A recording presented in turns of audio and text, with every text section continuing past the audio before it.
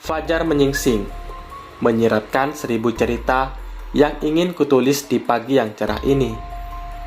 Perkenalkan, namaku Akila. Aku adalah anak ketiga dari 5 bersaudara. Satu-satunya perempuan di keluargaku ini setelah ibu meninggal 3 tahun yang lalu. Di umurku yang ke-25 tahun ini, aku diberi nikmat yang sangat aku syukuri. Penetraan yang tidak bisa sekarang terpatri di mataku semenjak kehamilanku menginjak usia 2 bulan. Mata ini menangkap hal-hal yang tidak dapat diterima akal sehat. Kalian dengar gak? Warung soto Mak Yati. Makin wow loh. Terdengar seorang ibu-ibu di tukang sayur berucap keras, menyentak lamunanku di depan jendela kamarku. Aku yang kepo karena ada pembicaraan soal makanan, terlebih di usia kandunganku saat ini, aku begitu suka makan. Segera kulangkahkan kaki ini keluar kamar, setelah sebelumnya mengambil uang untuk belanja. Udah pada ramai aja, celetukku begitu, sampai di dekat sepeda motor Kang Supar. Ada Mbak Akila, sini Mbak, milih-milih sayurnya, sahut Ibu Lin, ibu-ibu yang terkenal dengan kerempongannya. Kang Supar, aku minta bahan buat soto, lagi pengen banget makan soto, ucapku. Aku sengaja meninggikan suaraku, berharap agar ibu-ibu yang tadi bercerita tentang warung soto kembali membicarakan itu. Aku penasaran, ingin mencicipi soto yang kelihatannya segar bila dimakan saat panas. Aduh Mbak Akila, ketimbang bikin soto sendiri, mending makan aja di warung soto. Tuh, Mak Yati buka warung soto, banyak yang mampir. Katanya sotonya is the best, ucap seorang ibu terpengaruh ucapanku. Bener tuh Mbak, makan aja di warung soto Mak Yati. Aku udah beli loh, enak banget pas kemarin main ke warungnya, timpal ibu-ibu yang lain. Seperti apa sih rasanya? Kok aku jadi penasaran ya? Batinku. Warungnya di mana?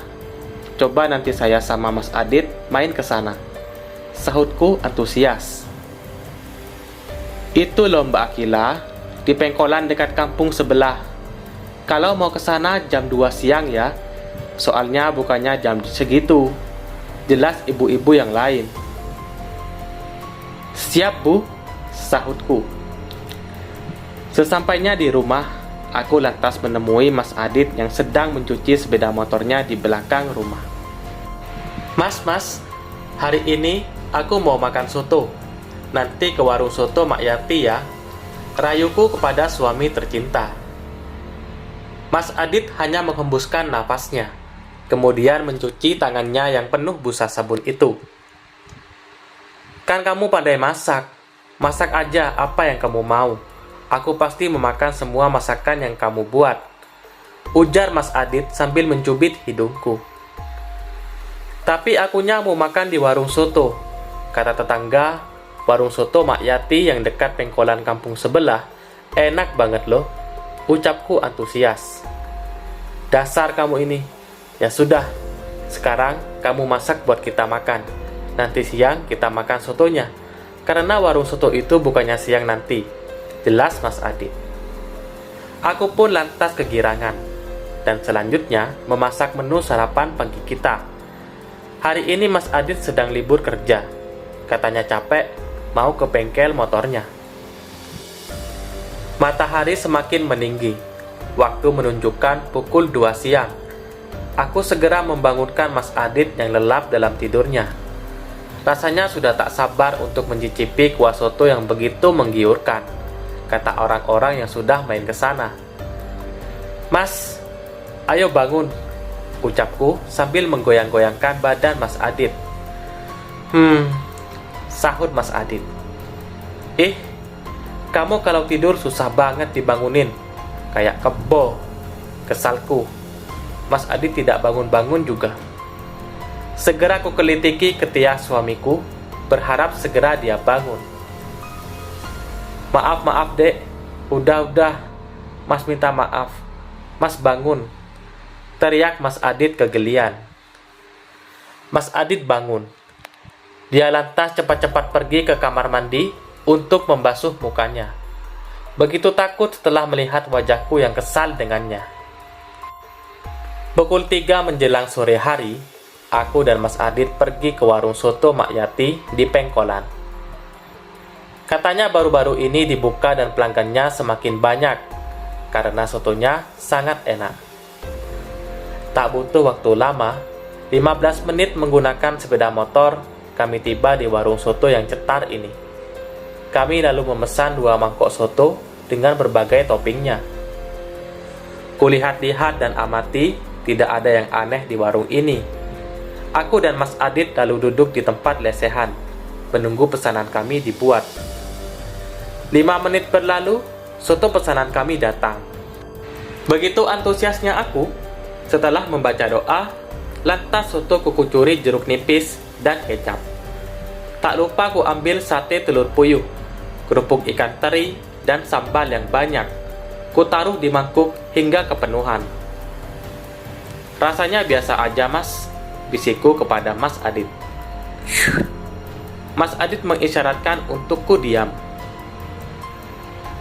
Setelah ku coba, ternyata tak sesuai ekspektasi. Soto yang tengah ku makan ini biasa saja. Tidak ada yang menarik. Bahkan bumbunya agak hambar dan rasanya belum pas gurihnya. Ku sodorkan mangkuk sotoku kepada Mas Adit. Tampak Mas Adit kebingungan melihatku yang tidak antusias dengan soto, makanan kesukaanku. Kenapa?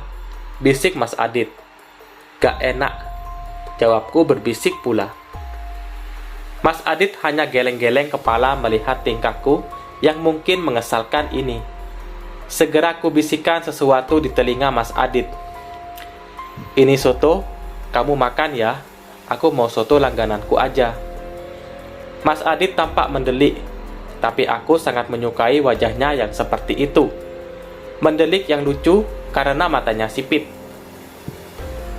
Setelah Mas Adit selesai menghabiskan 2 mangkok soto, kami selalu membayar makanan kami dan segera pulang.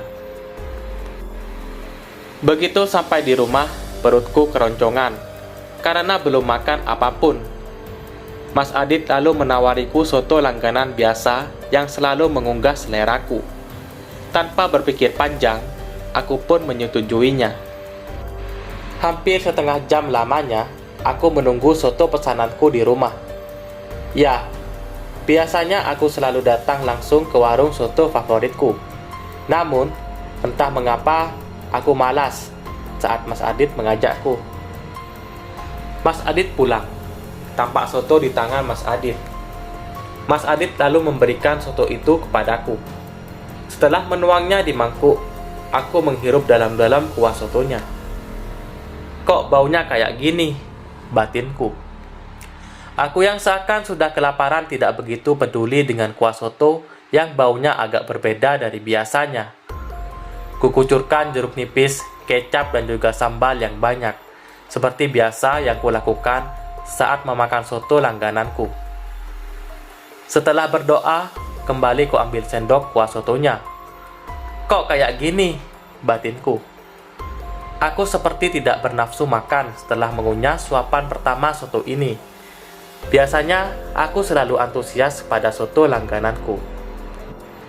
Aku pun berpikir, apakah karena soto ini dibawa pulang, sehingga rasanya kurang nikmat bila dibanding dimakan langsung di sana.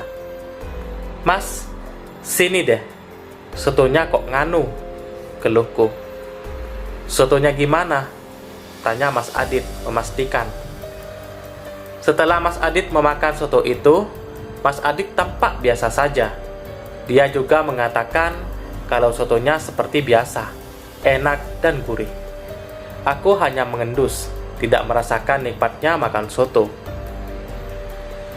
Beberapa hari kemudian, Mas Adit mengajakku ke warung soto langgananku. Aku begitu antusias sekali. Panas-panas di siang menjelang sore makan soto kesukaanku yang begitu menggiurkan. Aku dan Mas Adit lalu menaiki motor. menuju warung soto langgananku. Tidak butuh waktu lama. Akhirnya, aku dan Mas Adit sampai. Mas Adit lalu mengajakku masuk ke warung soto yang sangat ramai itu. Seketika, aku berhenti. Kakiku kaku, tidak dapat melangkah. "Dek, ada apa?" tanya Mas Adit setengah berbisik. "Nggak apa-apa," sahutku. Segera kulangkahkan kaki yang terasa berat ini menuju tempat untuk kami makan. Astagfirullahaladzim. Hanya kalimat itu yang terus kulafalkan. Kulihat orang-orang menikmati makanannya tanpa mereka tahu. Aku begitu sangat jijik, sampai pengen muntah melihat sesuatu yang begitu mengerikan. Juga sangat menjijikkan. "Dek, kamu kenapa?" tanya Mas Adit melihatku seperti orang hilang. "Mas, kamu jangan makan apapun di sini ya," ucapku berbisik. "Kenapa?" tanyanya bingung. "Karena di sini ada